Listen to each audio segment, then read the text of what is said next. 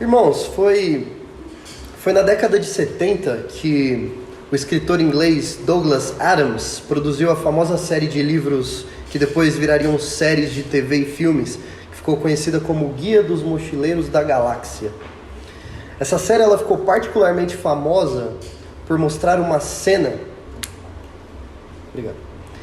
Essa série ficou particularmente famosa por mostrar uma cena em que seres interplanetários eles projetam um supercomputador que foi capaz de, ao longo de 7,5 milhões de anos de processamento, chegar numa resposta para a pergunta: qual é o sentido da vida e do universo?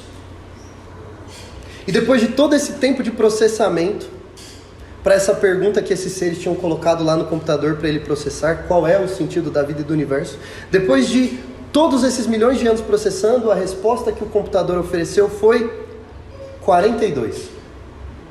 42. Esse é, segundo o computador, o sentido da vida. O motivo pelo qual tudo existe. 42. Essa foi a resposta do computador. A resposta, claro, não agradou os personagens, que aguardaram tantos milhões de anos por ela no contexto da história. Nós vemos até no início da cena, os seres que colocam a pergunta ali no computador eram crianças, e ao final, do processamento do computador, já eram idosos, 7,5 milhões de anos aí chega para todo mundo, envelhece qualquer pessoa, certo? Mas é claro que essa pergunta ela não está só no mundo da ficção, não é? Os seres humanos, desde que se afastaram de Deus por conta do pecado e em se afastando, começaram a querer encontrar ou atribuir algum sentido para a vida, para a existência. Eles estão buscando alguma resposta para essa pergunta: por que é que tudo existe? Por que é que tudo existe e não nada? Não é? Por que é que nós estamos aqui? Pois bem, Paulo em Romanos, ele fala sobre o sentido da vida da única perspectiva correta que existe, que é a perspectiva do Evangelho. Ele escreve essa carta aos Romanos, dando uma visão geral de por que nós precisamos de salvação, e ele faz isso explorando aspectos da criação, quando ele diz em Romanos capítulo 1 que os seres humanos trocaram a verdade de Deus pela mentira, adorando e servindo a criatura em lugar do Criador. Isso é Romanos 1, 25. Então aí ele trata Deus como Criador, então ele está aqui trazendo um aspecto de criação, E ele diz também o porquê das mazelas e das maldades do mundo, quando ele diz que essas criaturas, dizendo que eram sábias, se tornaram tolas e trocaram a glória do Deus incorruptível por imagens semelhantes ao ser humano corruptível. As aves, aos quadrúpedes, aos répteis, isso é Romanos 1, do 22 ao 23. E aí ao longo do livro ele mostra como os gentios estavam perdidos por causa disso. E em falando dos gentios, antes que os judeus, que tinham a lei de Deus, começassem a se achar demais, e a se achar muito bons, e falar para Paulo assim: é isso aí, Paulo, fala mesmo, porque o mundo realmente está perdido. Antes que os judeus pudessem fazer isso, Paulo se vira para os judeus e diz que eles estavam tão perdidos quanto, mesmo tendo recebido a lei de Deus. E aí depois de falar que se judeus e gentios estão igualmente perdidos e condenados, então a gente está abrangendo o mundo inteiro, Porque você tem no mundo pessoas que são judias e as que não são, Você tem brasileiros e não brasileiros, Ou seja, o mundo inteiro, correto? E todos perdidos. Então ele desenvolve a carta aos Romanos dizendo que a lei dos judeus, a lei que Deus deu aos judeus, jamais poderia ter salvo aqueles pecadores. Não por causa da fraqueza daquela lei, mas por causa da fraqueza da carne daqueles pecadores que são incapazes de obedecer a essa lei. E Paulo diz que a resposta da nossa salvação está no que o Senhor Jesus Cristo fez por nós, assim como nós lemos em Romanos 8, 3 e 4. Porque aquilo que a lei não podia fazer, por causa da fraqueza da carne, isso Deus fez, enviando o seu próprio Filho em semelhança de carne pecaminosa e no que diz respeito ao pecado. E assim Deus condenou o pecado na carne, a fim de que a exigência da lei se cumprisse em nós, que não vivemos segundo a carne, mas segundo o Espírito. Eis aí a nossa redenção. Jamais fomos e jamais seremos capazes de obedecer a Deus perfeitamente, então Ele enviou um obediente para obedecer no nosso lugar e ser castigado por nós. Eis aí a resposta para a pergunta: como pode um ser humano, pecador, sujo, se aproximar do seu Criador, de um Deus que é perfeito e sem pecado? A resposta está em Cristo. A vida sem pecado, a morte e a ressurreição do nosso Senhor são a resposta. E aí ele vai desenvolvendo a carta aos Romanos, o apóstolo Paulo, e o trecho mais polêmico da Escritura talvez seja, na própria carta aos Romanos, o trecho que vai do capítulo 9 até o capítulo 11.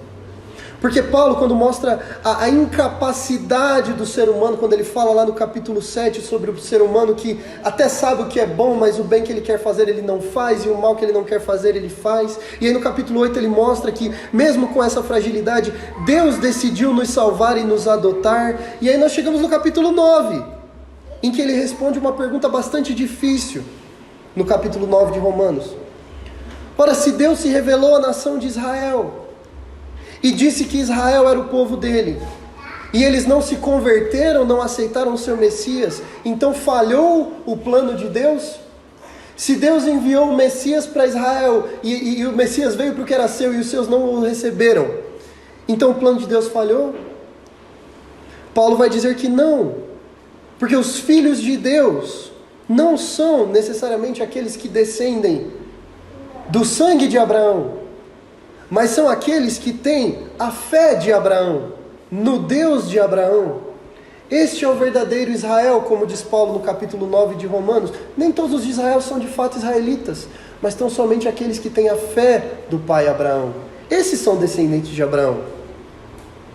E aí ele introduz esse conceito, o conceito do Israel espiritual, o conceito do Israel de Deus, de um povo que é remido por Deus, um povo que faz parte de todo povo, toda raça, toda tribo, toda língua e toda nação.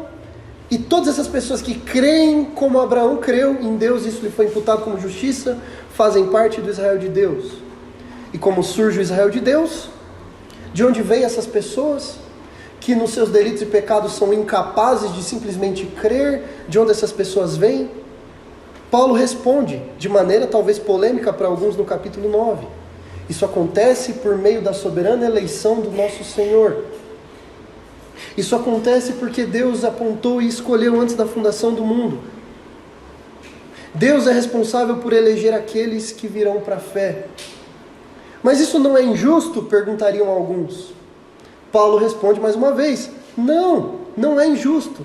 E ele vai desenvolvendo o assunto nos capítulos seguintes, falando da relação de Israel à nação, com os filhos eleitos de Deus, a relação justiça de Deus versus a justiça dos homens. E esse trecho vai sendo desenvolvido, a gente vai falar sobre ele um pouco mais hoje, mas aí nós chegamos no finalzinho do capítulo 11 que nós lemos aqui, encerrando o final do primeiro grande bloco da carta aos Romanos, que é a parte que foca mais na teologia, não é? Essa parte de Romanos 1 até o 11 é a parte que foca um pouco mais em teologia. Daqui para frente Paulo vai focar um pouquinho mais na prática. E aqui o final do capítulo 11 nós chegamos aqui ao fim desse primeiro grande bloco. E como é que Paulo fecha a parte mais teológica da carta? Bloco de 1 a 11. Paulo ele fecha esse bloco aqui com aquilo que nós chamamos de uma doxologia.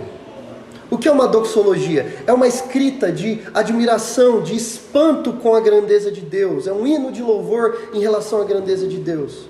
E essa admiração pela glória do Senhor, pela sabedoria dele em desenhar a história, é a consequência de tudo que Paulo vem ensinando aqui. Paulo, depois de desenvolver toda a carta aos Romanos até o capítulo 11, ele está extasiado, está admirado com o quão poderoso e o quão glorioso Deus é. E esse é o trecho que nós vamos expor aqui hoje. E nós vamos refletir a respeito do impacto desse trecho para nós.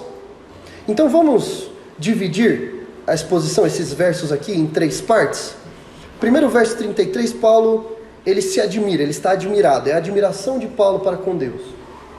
Nos versos 34 e 35, ele fala sobre a soberania de Deus sobre todo o plano.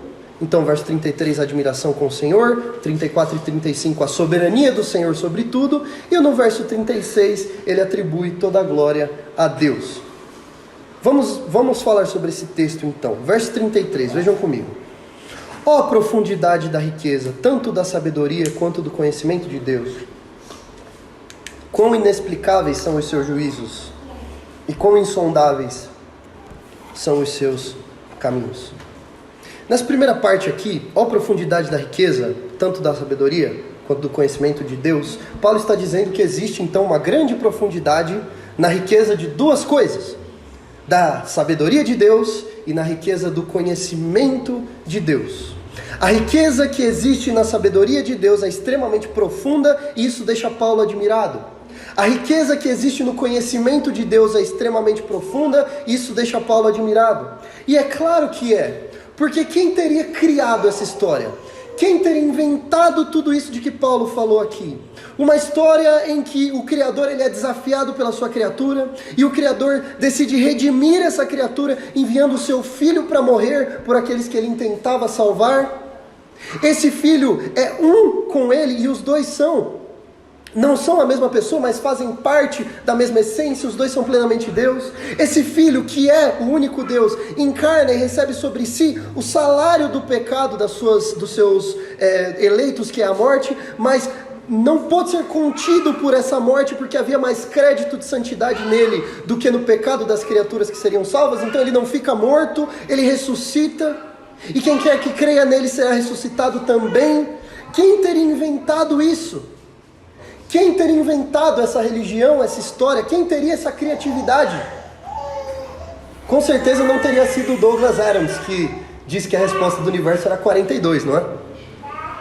Paulo, escrevendo sobre isso, ele diz: meu Deus, ó profundidade da riqueza, tanto da sabedoria quanto do conhecimento de Deus. Riqueza da sabedoria, riqueza do conhecimento. O conhecimento de Deus é toda a ciência, no sentido de sapiência, de sabedoria, de conhecimento que ele tem, de tudo aquilo que existe.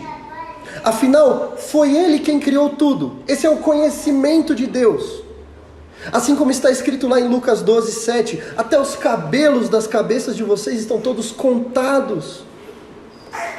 A sabedoria de Deus, por sua vez, é aquilo que Deus faz quando Ele pega esse conhecimento e Ele usa de maneira sábia, criativa, no processo da história da redenção. Como o nosso Deus é sábio e criativo em tudo o que faz, assim como o salmista diz no Salmo 8, os versos 3 e 4. Quando eu contemplo os teus céus, Senhor, obra das tuas mãos, dos teus dedos, e a lua e as estrelas que estabeleceste, Senhor, o que é o homem para que o Senhor se lembre dele? Então a sabedoria e o conhecimento de Deus deixam Paulo extasiado. E ele continua dizendo no verso: quão inexplicáveis são os seus juízos e quão insondáveis são os seus caminhos.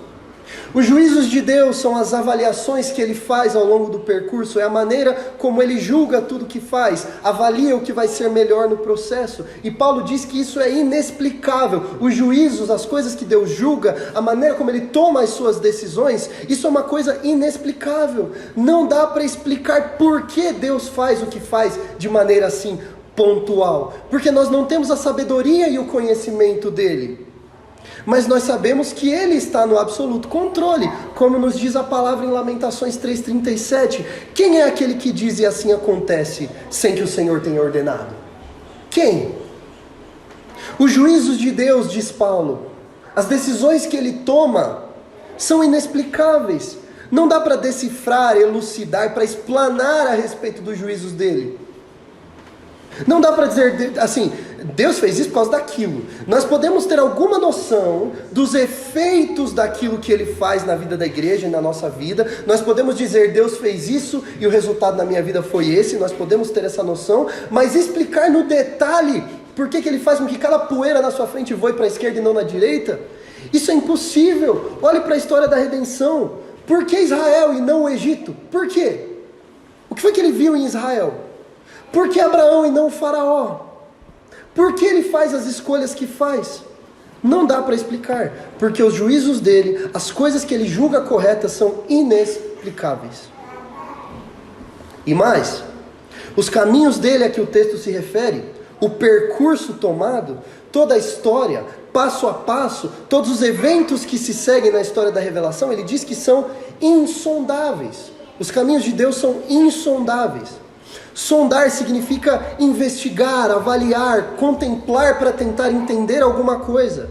E não dá para fazer isso com os caminhos de Deus. Nós não conseguimos fazer isso nem com a gente mesmo. Nós não conseguimos nem sondarmos a nós mesmos. E é por isso que no Salmo 139 nós lemos: Senhor, Tu me sondas e Tu me conheces. Se nós não conseguimos sondar nem a nós mesmos, que dirá sondar os caminhos de Deus? Ele nos sonda os caminhos, nós não fazemos isso com os caminhos dele. E os caminhos que ele traça sempre permanecem, Como diz Provérbios 19:21, há muitos planos no coração do ser humano, mas o propósito do Senhor permanecerá. E Isaías 55:8 e 9 nos diz, o Senhor nos dizendo, não é porque os meus pensamentos não são os pensamentos de vocês, e os caminhos de vocês não são os meus caminhos, diz o Senhor. Porque assim como os céus são mais altos que a terra, assim os meus caminhos são mais altos que os seus caminhos, e os meus pensamentos mais altos que os pensamentos de vocês. E é assim que Paulo expõe a admiração dele em relação à sabedoria de Deus, depois de ter feito tantas explicações sobre o Evangelho, de maneira bastante teológica nos caminhos 1 a 11. Essa admiração é o que deveria tomar o coração de todos nós reformados, às vezes cabeçudos demais e muito admirados com teologia e gostando de boa teologia. Quando foi a última vez que a nossa boa teologia nos colocou de joelhos e nos deixou admirados em relação à sabedoria e ao conhecimento de Deus?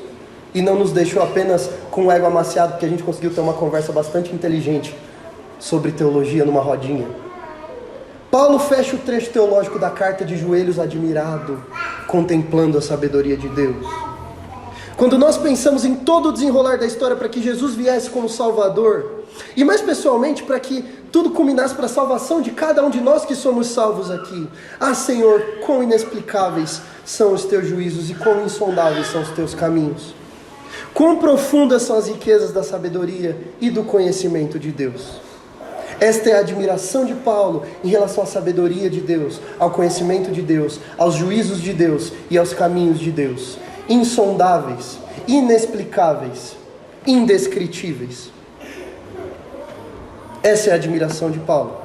E aí nós entramos na segunda parte dessa exposição, que vai dos versos 34 ao 35, onde Paulo ele faz 3 perguntas retóricas para nos mostrar o quanto Deus é soberano sobre tudo que acontece. Primeiro ele fala no verso 34, pois quem conheceu a mente do Senhor? Ou seja, quem já entrou na mente de Deus e viu o que se passa lá? Tem como a gente harmonizar todas as informações daquilo que Deus faz? Dá para compreender e harmonizar todas as informações da existência? Claro que não dá. Porque tudo isso surge na mente de Deus. E essa mente ninguém consegue acessar.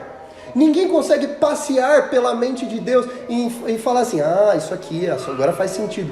Não dá. Ninguém jamais conheceu a mente dele.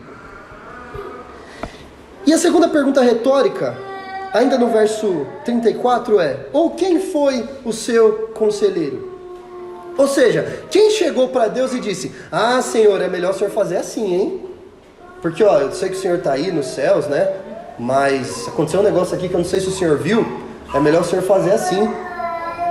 Ou seja, quem foi que chegou na sala real e falou, Jesus, tem uma perspectiva aqui que talvez o Senhor não tenha. Deixa eu te contar. Ao longo da história nós vemos que é comum que grandes líderes políticos, reis, presidentes tenham conselheiros, não é? Pessoas sábias, muitas vezes líderes religiosos são convocados por grandes líderes políticos para darem conselhos, né? Porque eles não sabem de tudo. O próprio Billy Graham foi um desses, ele aconselhou vários presidentes americanos ao longo da sua história, né? Só que Deus não tem isso. Os desígnios dele são perfeitos. Isaías fala disso no capítulo 40, nos versos 13 e 14, quando ele diz, quem guiou o Espírito do Senhor? Ou como seu conselheiro o ensinou? Quem com ele se aconselhou para que ele desse compreensão? Aliás, com quem ele se aconselhou para que ele desse compreensão? Quem lhe ensinou a vereda da justiça ou quem lhe ensinou a sabedoria? Quem lhe mostrou o caminho do entendimento? Quem foi o conselheiro de Deus? Com quem foi que ele pegou ideia para construir a história da revelação? Essa pergunta é retórica. Com ninguém. Ele é a sabedoria absoluta, não há quem o aconselhe. E aí nós chegamos na próxima pergunta retórica no verso 35. Ou quem primeiro deu alguma coisa a Deus para que isso lhe seja restituído? Quem primeiro deu alguma coisa a Deus para que isso lhe seja restituído? E aí, se os irmãos já estavam prestando atenção, eu vou pedir que vocês reforcem essa atenção, porque eu acredito, e quanto mais eu li esse texto, mais eu pensava no quanto esta pergunta retórica aqui nos ajuda a entender praticamente todas as polêmicas que se gerem na sua cabeça em relação ao plano da salvação. Essa pergunta aqui, ela ecoa o que nós lemos em Jó 41:11, quando Jó está começando a entender que o motivo de todo o sofrimento dele não estava nele mesmo, estava na glória de Deus. E Jó diz no capítulo 41, verso 11, quem primeiro deu algo a mim? O Senhor falando, né? Quem primeiro deu algo a mim, para que eu tenha que retribuir-lhe? Pois o que está debaixo de todos os céus é meu. E eu adoro o Salmo 50 e o verso 12, quando ele diz, se eu tivesse fome, eu não pediria para vocês, porque tudo é meu. Tudo é dele. Tem alguém que já deu alguma coisa a Deus que ele não tinha, para que ele ficasse devendo? Alguém deve algo a Deus para ele ter que pagar, como ficam essas igrejas dizendo por aí, bota Deus contra a parede, ele vai ficar te devendo? Alguém deu algo para Deus para que ele tenha que devolver? Quem deu alguma coisa a Deus para que isso lhe seja restituído? Irmãos, por incrível que pareça, esse trecho aqui esclarece muita coisa sobre a salvação, sobre a eleição, sobre a expiação específica de Cristo na cruz pelo seu povo. Esta é a pergunta que explica toda a história da redenção. Vejam a pergunta, quem deu algo a Deus para que ele como reação tivesse que dever algo a essa pessoa? Alguém precisa fazer algo para que Deus venha e tome uma decisão? Ou as decisões de Deus já estão todas muito bem tomadas, desde a eternidade passada? E aí fica a pergunta, já que ele não deve nada a ninguém, já que ninguém nunca deu nada para ele que precise devolver, por que foi que Deus te salvou, se você é salvo? Ele te devia algo? Ou você fez algo que ele gostou muito? Você fez valer alguma oportunidade, ele olhou e disse, tá merecendo, vou salvar. Irmãos, o pastor americano John Piper, ele conta que ele passou 9 meses do ministério dele de férias. Aí olha, férias de pastor, né? Ele passou 9 meses de férias dele estudando este trecho, não é? Esse pequeno trecho da Escritura. E a conclusão que ele chegou, na verdade, ele passou 9 meses estudando Romanos capítulo 9. E a conclusão que ele chegou, as conexões que ele fez com outros trechos da Bíblia, tem tudo a ver com essa pergunta aí. Quem deu alguma coisa a Deus para que ele seja restituído? Vamos comigo rapidinho até Romanos 9? Volta umas 2 páginas aí. Se for a Bíblia do Alex, 5 páginas, de letra extra grande. Romanos 9, vamos ler a partir do verso 15 até o verso 18. Naquele que seja o trecho que uma pessoa que não se dá bem com essas doutrinas aqui, vai ter que pular, se estiver expondo Romanos. Versos 15 a 18 de Romanos 9, vejam só, amém? Pois ele diz a Moisés, terei misericórdia de quem eu tiver misericórdia, e terei compaixão de quem eu tiver compaixão. Assim, pois, isso não depende de quem quer ou de quem corre, mas de Deus que tem misericórdia. Porque a Escritura diz a Faraó, foi para isso mesmo que eu levantei, para mostrar em você o meu poder, e para que o meu nome seja anunciado em toda a terra. Logo, Deus tem misericórdia de quem quer, e também endurece a quem Ele quer. Aqui Paulo está respondendo a pergunta se não era injusto Deus ter escolhido um povo para a salvação, e Paulo ele usa a figura de Esaú e Jacó, sendo que Esaú ele era primogênito, mas antes que os gêmeos nascessem, Deus já havia decidido que a salvação viria da descendência de Jacó e não de Esaú. Isso já havia sido decidido antes que eles nascessem, para que prevalecesse o desígnio da eleição de Deus e não o merecimento de ninguém. E quando Paulo fala aqui em Romanos 9 que Deus ele tem misericórdia de quem ele tem misericórdia, é um trecho em que ele está citando Êxodo capítulo 33. Paulo aqui em Romanos 9 está citando o Êxodo 33. E esse trecho explica muita coisa. Depois de muito estudar e fazer paralelos entre o grego e o hebraico e tentar entender por que Paulo cita Êxodo 33 aqui, o John Piper percebeu que aqui há algumas semelhanças entre essas falas e o nome de Deus citado lá quando Moisés se encontra com o Senhor, se manifestando ali na sarça ardente. Lembram dessa ocasião quando quando o Senhor se revela a Moisés através da sarça ardente? A sarça que pegava fogo, mas ela não era consumida. Lembram desse episódio? Naquele momento, Deus manda Moisés ir até o Egito para libertar o povo, e Moisés pergunta, em Êxodo capítulo 3, eis que quando eu for falar para os filhos de Israel e lhes disser, o Deus dos seus pais me enviou vocês, eles vão perguntar, qual é o nome dele? E o que eu lhes direi? O que eu lhes direi quando eles me perguntarem, qual é o nome, quem é o Deus que te enviou? E o que é que Deus diz para Moisés responder? eu sou o que sou. Assim você dirá aos filhos de Israel, eu sou, me enviou. E esse eu sou o que sou é o grande nome de Deus no Antigo Testamento, ou aquele tetragrama Yahvé, que ninguém sabe muito bem como pronunciar. Eu sou o que sou. Quem é você, Deus? Eu sou o que eu sou. Esse nome de Deus, eu simplesmente sou, mostra, revela a autossuficiência de Deus. Esse nome mostra que Ele é suficiente nele mesmo, que nada externo a Ele o alimenta, que Ele não depende de nada fora dEle para dar a Ele razão para fazer alguma coisa. Ele não está preso a dimensão nenhuma, tudo subsiste nele, Ele simplesmente é. E interessante como Ele se manifesta para Moisés ao dizer esse nome, não é? Numa sarça pegando fogo, e a sarça ficava intacta, ela não queimava. Como funciona essa ilustração? Ela não queimava por quê? Como é que as coisas pegam fogo? Como é que funciona o processo de combustão? Se você não tiver nada para queimar, o fogo apaga. Mas aquele fogo que representava o Senhor não precisava da sarça para ficar vivo. Aquele fogo estava aceso nele mesmo e a sarça não era consumida. E ali Deus revela o seu nome. Eu sou o que eu sou. Autossuficiente em mim mesmo, dependendo de nada além de mim mesmo para fazer o que eu quero. Eu sou o que eu sou. Eu sou autoexistente, autossuficiente. Esse é o nosso Deus. E o que nós lemos em Romanos 9 tem no hebraico a mesma estrutura do nome de Deus. Eu sou o que eu sou. Eu tenho misericórdia de quem eu tenho misericórdia. E eu tenho compaixão de quem eu tenho compaixão. Isso tem tudo a ver com o nome de Deus. Eu sou o que sou. Autoexistente, autossuficiente. O que eu faço, eu não faço porque alguém fez algo antes para que eu reagisse. Eu faço porque eu faço. E eu tenho misericórdia de quem eu tenho misericórdia. E eu tenho compaixão de quem eu tenho compaixão. Ou nos termos do Salmo 115, o nosso Deus está nos céus e Ele faz tudo como lhe agrada. Esta é a soberania do nosso Deus na história. A sabedoria e o conhecimento dele são extremamente profundos. Ninguém jamais conheceu a mente dele, ninguém jamais deu conselho nenhum a ele, e ele nunca ficou devendo nada a ninguém para que ele tivesse reagir. O que nos leva ao trecho final de Romanos 11. Pode voltar lá em Romanos 11. O que está escrito aí? Porque dele, e por meio dele, e para ele, são todas as coisas.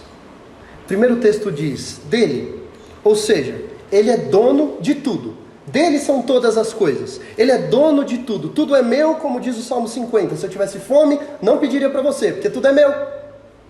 Tudo é meu. Tudo é dele. Certo? Tudo o pertence. E aí o texto diz, por meio dele, ou seja, o processo através do qual tudo acontece, nada escapa das mãos dele, todos os acontecimentos acontecem porque tudo subsiste nele, tudo acontece por meio, por intermédio dele, sem que ele seja de maneira nenhuma culpado por qualquer mal ou mazela que existe no mundo. Ele não tem culpa, mas acontece tudo debaixo do absoluto controle dele. E para ele, ou seja, o objetivo, tudo vem dele, no final tudo volta para ele, para glorificá-lo.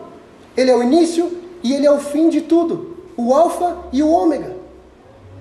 E se ele é tudo, dono de tudo, tudo acontece porque ele absolutamente decreta, e tudo volta para ele em peso de glória. Paulo encerra o trecho dizendo, portanto, a ele seja a glória para sempre. Amém. Irmãos, os grandes porquês da vida têm essa resposta, é tudo para a glória dele. Até o que não é feito com o objetivo de glorificá-lo por parte das criaturas, está costurando a história para que no fim, todo o joelho se dobre nos céus, na terra e debaixo da terra, e toda a língua confesse que Jesus Cristo é o Senhor para a glória de Deus Pai. Tudo acontece com um propósito, meu irmão, dizem os crentes. E é verdade. Mas talvez esse propósito não seja o que você está esperando, porque o propósito não é glorificar você e nem a mim, é glorificar a Deus.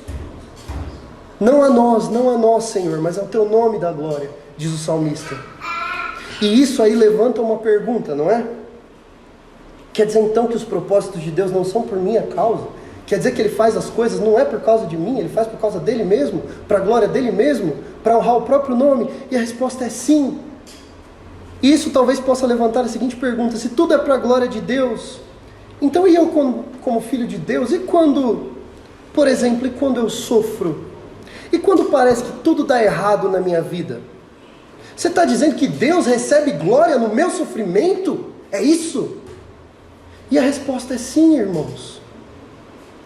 Mas não é a resposta que tem o objetivo de esfregar na cara de ninguém que você tem que baixar a bola e viver num sentimento eterno de sofrência, não é? Porque Deus, Ele age para a glória dele, você então tem que sofrer, não é? Na verdade, isso deveria nos encorajar, isso não deveria nos desmotivar. Meu sofrimento vem do próprio Deus que decreta que tudo acontece. É porque vai glorificá-lo no final? Sim, mas como? Como é que eu posso viver em paz com isso?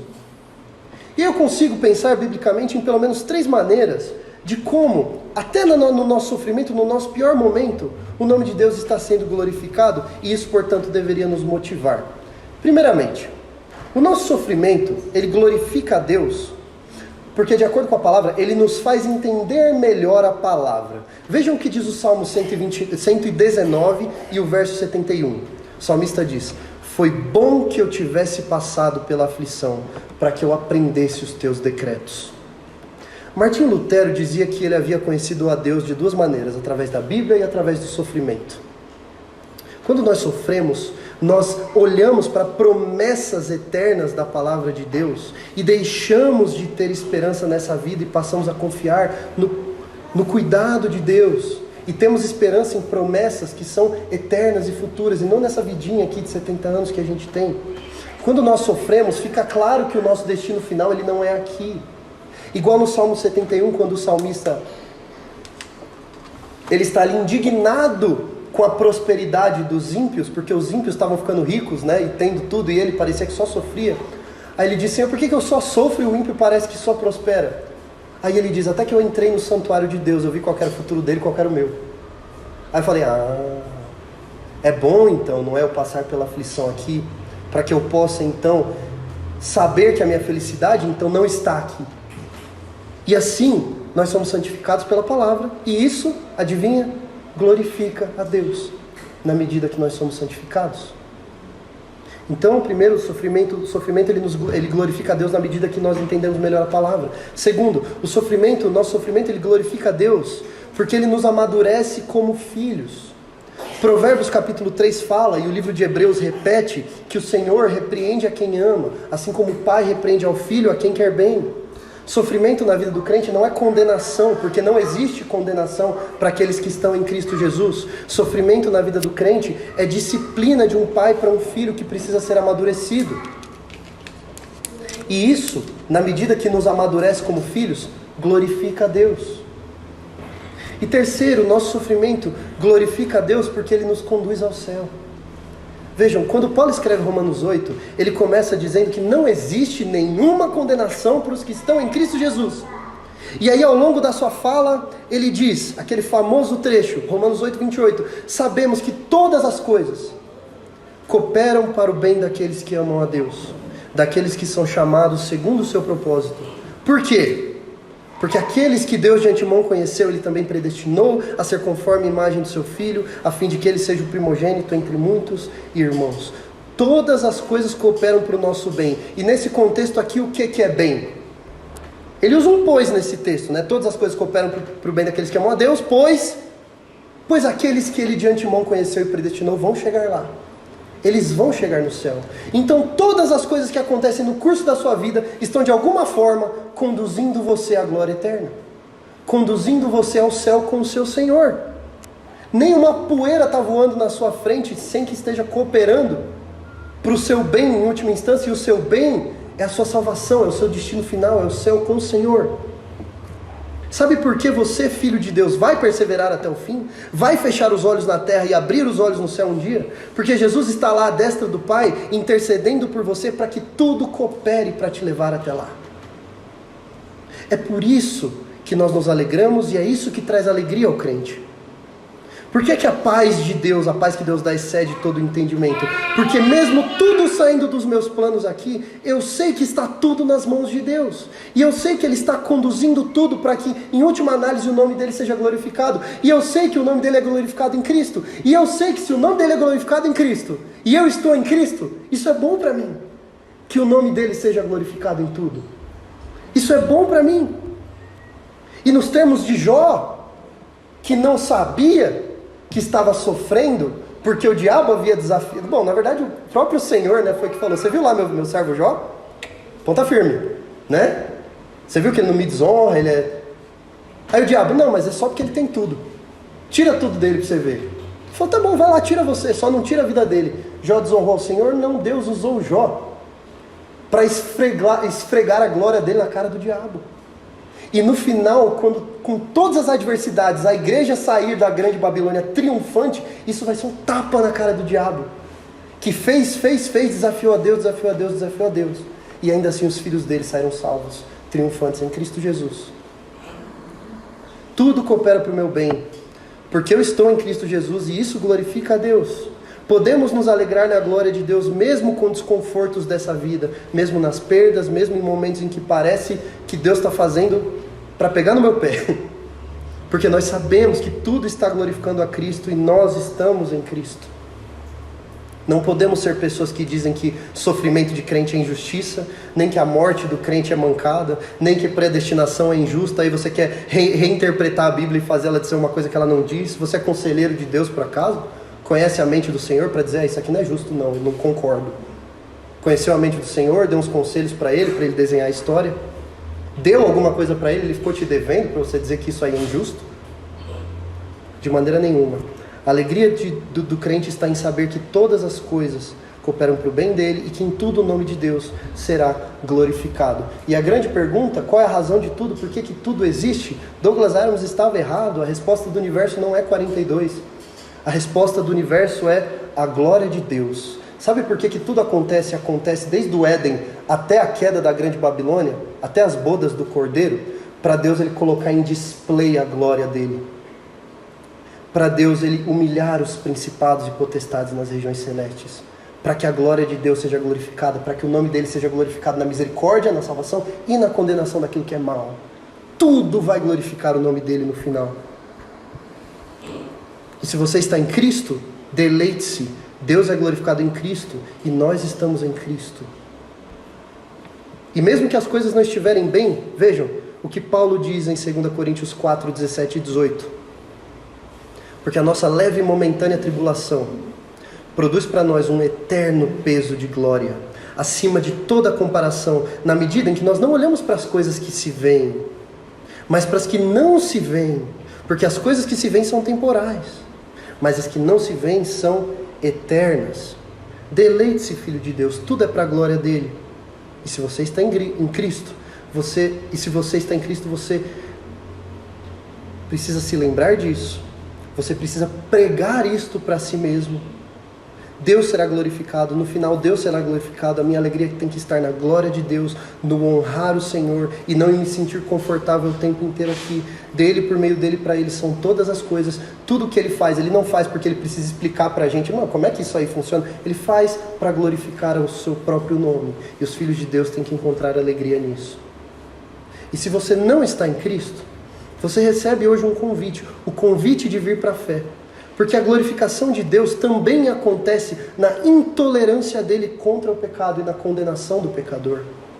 Você tem a vida e a morte diante de você. A sua vida glorificará a Deus de alguma forma. Seja ela sendo fulminada por causa do pecado, mostrando então a glória da justiça de Deus, seja ela sendo poupada e tendo tido seus pecados expiados na cruz do Calvário pelo Senhor Jesus. Então creia em Cristo. Creia que Ele morreu na cruz para salvar pecadores, que Deus não te deve nada, mas por pura graça Ele decidiu salvar gente como eu e você, que não tem nada para oferecer a Ele. Creia nisso, confie em Jesus de todo o seu coração, que Ele já fez a obra que você não faz e você não consegue fazer. E assista a glorificação de Deus no final, da perspectiva de um filho adotado por Ele, e não da perspectiva de um condenado. Glórias a Deus nas maiores alturas. Vamos orar? Ah, Deus, tudo é para Ti, nada é para nós. Tudo é para que o Seu nome seja glorificado e o Senhor não nos deve satisfação. Nós nos curvamos diante das verdades da Tua palavra. Nos curvamos diante da profundidade, da riqueza, tanto da sabedoria quanto do conhecimento de Deus. Nos curvamos a Ti porque Teus caminhos são insondáveis e os Teus juízos são inexplicáveis. Nós nos curvamos a Ti porque o Senhor é soberano a ponto de nunca ter tido um conselheiro sequer, a ponto de ser autossuficiente, a ponto de decidir mostrar misericórdia, simplesmente porque decidiu mostrar misericórdia, sem que nós tivéssemos nenhum tipo de mérito. Nos curvamos a este Deus, nos curvamos a Ti, Senhor, e que nós tenhamos a capacidade de pregar essas verdades para nós mesmos todos os dias, para nos deleitarmos quando os tempos forem difíceis, para ficarmos felizes e sabermos que a glorificação do Teu nome ela é benéfica para os Teus filhos, que a glorificação do Teu nome vai levar os Teus filhos ao tabernáculo incorruptível ao Teu lado, Senhor, mesmo que este tabernáculo aqui seja destruído. Nós oramos e pedimos isso, não a nós, Senhor, mas para a Tua glória, e em nome do Teu Santo Filho Jesus. Amém.